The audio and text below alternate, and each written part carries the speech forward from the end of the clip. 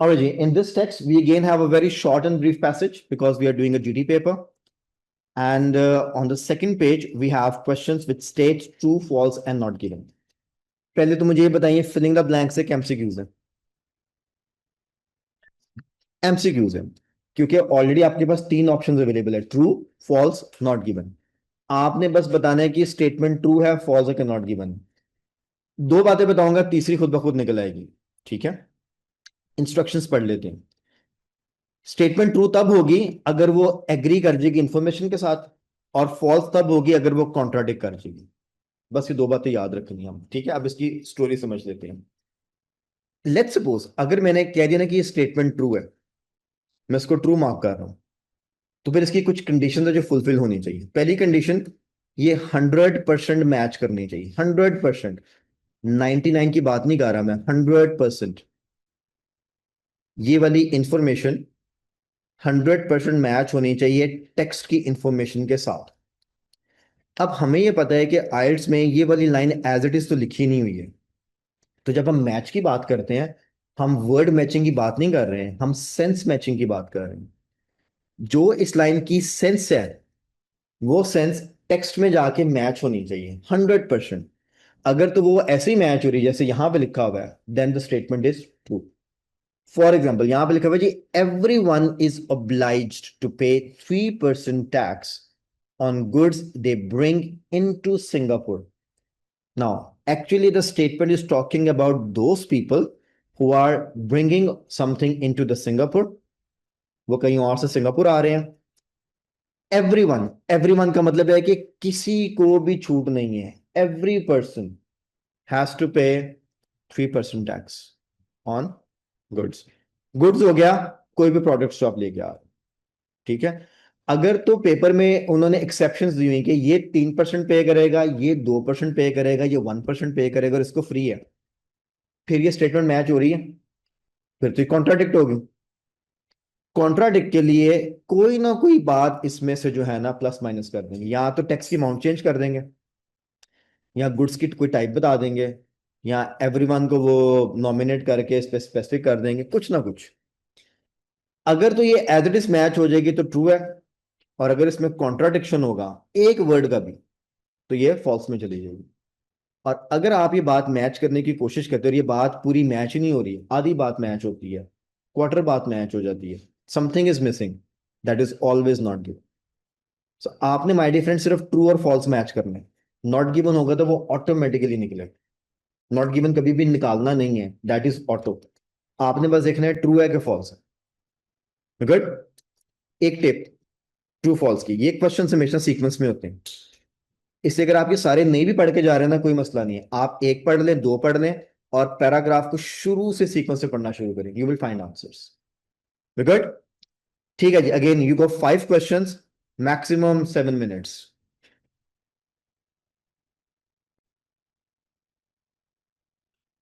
Alright जी, question number 6 answer is false, correct है।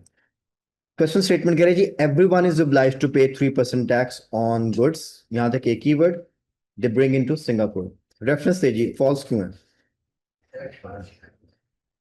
ठीक है, फर्स्ट 3 लाइंस के अंदर इसका रेफरेंस मिल जाता है।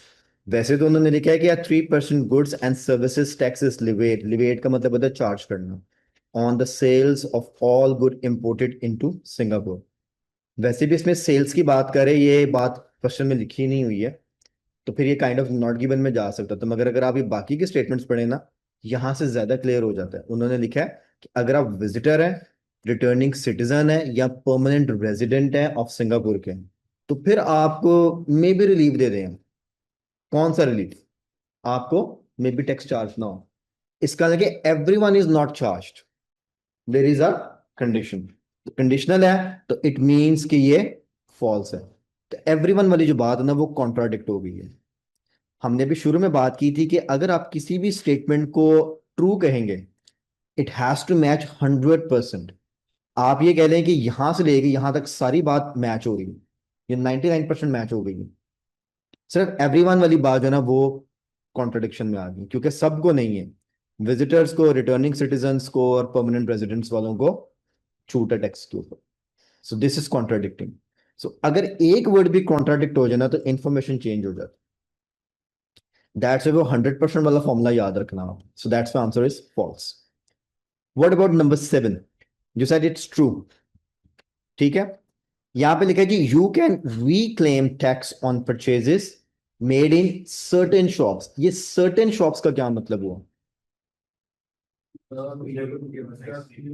एग्जैक्टली, सर्टेन का मतलब होता है स्पेसिफिक। आपको अगर स्पेसिफिक शॉप्स पे आपने शॉपिंग की है, फिर आप अपना टैक्स रिक्लेम कर सकते हैं। अब आप मुझे बताएं वो सर्टेन शॉप्स के रेफरेंस किधर है? सेकंड पैराग्राफ में जो फर्स्ट बुलेट है, shops at stores with a tax free shopping logo. अगर उन शॉप्स पे ये लोगो है तो फिर आपको क्या मिलेगा? You can apply a refund. तो ये एक्चुअली यहां से लेके यहां तक आंसर बन रहा है। आपको रिफंड कब मिल सकता है, रिक्लेम कब कर सकते हैं? अगर उस शॉप से शॉपिंग की जहां पे ये वाला लोगो लगा हुआ, देन यू कैन रिक्लेम। इसका मतलब है सर्टेन शॉप्स। अब ये जो टैक्स फ्री शॉपिंग है ये सर्टेन को रिप्रेजेंट करता है। ठीक है, लोगो जो है। ओके जी, इसके बाद हमारा क्वेश्चन नंबर 8। नॉट, इसका आंसर नॉट गिवन है, फॉल्स है।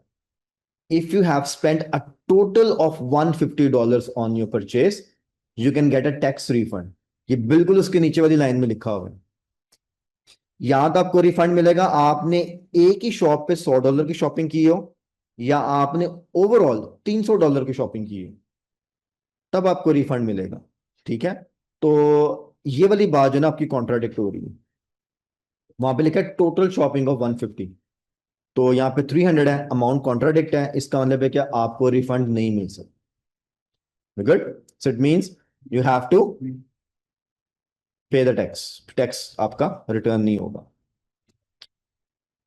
Alright, question number 9। You have to reclaim your tax within a certain amount of time. आपने अगर अपना टैक्स रिटर्न लेना है तो एक लिमिटेड टाइम, देखे ना, सर्टेन स्पेसिफिक टाइम की बात होगी। अब ये सर्टेन का वर्ड दो दफा आ गया है यहाँ पे, तो ये याद रखना है, इसमें बार बार यूज होता है। सर्टेन अमाउंट ऑफ टाइम का मतलब है कि कोई टाइम पीरियड उन्होंने दिया होगा, मे बी एक हफ्ता, 2 हफ्ते, मे बी कोई डेट उन्होंने दे दी हो। ऐसा पूरे आर्टिकल में कहीं पे भी नहीं लिखा कि टैक्स रिफंड करवाने के लिए कितनी देर में आप क्लेम कर सकते हैं। लिमिट नहीं, लिमिट नहीं है तो बात नहीं है। ये वाला जो पोर्शन है ना, ये मिसिंग है। अगर कोई पोर्शन मिसिंग हो तो that is always not given.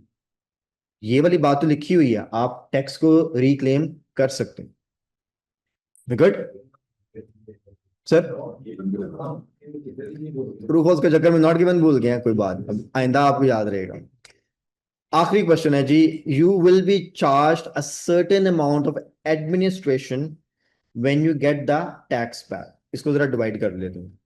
जब भी आप अपना टैक्स रिटर्न के लिए क्लेम करेंगे, जिस भी दफ्तर में आपने जाना है, तो वो आपसे ना एक एडमिनिस्ट्रेशन, जिसको हम ऑफिस फीस कह सकते हैं, एडमिनिस्ट्रेशन फीस कह सकते हैं, वो आपसे चार्ज की जाएगी। अब फिर देखिए सर्टन का वर्ड आ गया, मीन्स कि एक स्पेसिफिक अमाउंट है जो आपसे चार्ज की जाएगी। इसका आंसर क्या है? ट्रू। ठीक है, लिखा कहां पे हुआ है? एक्जैक्टली, सबसे आखिर में जो आपकी थोड़ी सी टिल्टेड लाइन है, ठीक है, जो इटैलिक्स में है। Please note that a handling fee will be deducted. Handling fees, administration fee, deducted means charge. कब? From the GST amount for the refund services. जब आप अपना रिफंड क्लेम करेंगे तो आपको ये फीस चार्ज की जाएगी। हाँ जी, मेकिंग सेंस? ऑलराइट, इसको सम अप कर लेते हैं। ट्रू फॉल्स में याद रखना है, it is always in sequence. अगर आप अपने आंसर्स को देखें तो ये आंसर सारे सीक्वेंशियल ऑर्डर में, पहला पैराग्राफ, दूसरा पैराग्राफ एंड सो ऑन। ये आइल्स का कह लें स्पेसिफिक रूल है, ट्रू फॉल्स हमेशा सीक्वेंस में आएंगे। दूसरा, आपकी स्टेटमेंट ट्रू होने के लिए इट हैज टू मैच 100%। ठीक है, और जैसे हमने ये वाला मैच किया। और if your statement is false तो कोई एक वर्ड जो है ना उसको कॉन्ट्राडिक्ट कर देते हैं। वो स्टेटमेंट कह लें कि ऑलमोस्ट ट्रू होती है, कोई एक वर्ड, एक फ्रेज जो है ना उसको कॉन्ट्राडिक्ट करता है।